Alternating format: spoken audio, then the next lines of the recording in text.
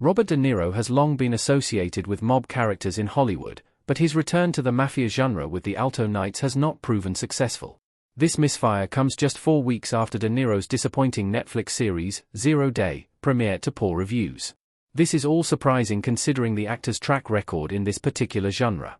One of De Niro's first gangster movies was Mean Streets in 1973, one of many collaborations between De Niro and Martin Scorsese. Additionally, De Niro's role in The Godfather Part 2 secured him the Academy Award for Best Supporting Actor in 1975. The last mob movie De Niro had starred in was Scorsese's The Irishman, before his return to the genre this year with the new true crime movie, The Alto Knights. The film is having its theatrical release in March 2025, ahead of its arrival on streaming platforms across the globe. De Niro's new movie is experimental but familiar, and it faced high expectations considering the actor has been in some of the best gangster movies of all time. The Alto Knights has a pretty low Rotten Tomatoes score after harsh critic reviews. The Alto Knights has a rotten score on Rotten Tomatoes. De Niro's latest crime drama, The Alto Knights, currently has a 38% score on Rotten Tomatoes. The Alto Knights' disappointing score is the result of 48 critical reviews on the site, most of which have expressed harsh criticism of Barry Levinson's new film.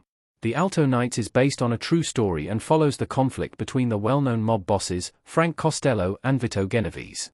Starring De Niro in a dual role as both figures, this dynamic stands out as the film's strongest asset, though reviews are not so inclined towards the film's main narrative. The most prominent piece of criticism it faces is that The Alto Knights is a tired rehash of cliched gangster tropes, but one that a select number of critics still find enjoyable.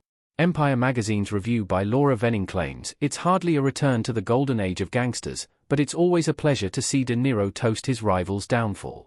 Other critics are not as receptive. For instance, The Telegraph's Tim Roby, who brands The Alto Knights as a forgettable gangster thriller.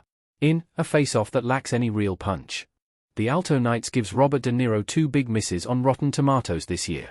De Niro's new thriller streaming on Netflix, 0 Day, has bombed critically. The Alto Knights is the second project from De Niro in 2025 that is a considerable misfire. The actor has recently starred in the Netflix political miniseries, 0 Day, which has also received a rotten score on Rotten Tomatoes. This series marks a first for De Niro when he entered the realm of television as a lead for the first time, though it culminated in a below-average score of 53% on the review aggregate site. The show, created by Eric Newman, Noah Oppenheim, and Michael Schmid, centers on cyber attacks and sees De Niro as a former president. Despite the miniseries' stacked cast, several 0 Day reviews claimed the show suffered from poorly managed pacing, which resulted in a rushed climax.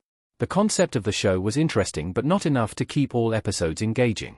Between 0 Day and The Alto Knights, 2025 just hasn't been a great year for Robert De Niro's career.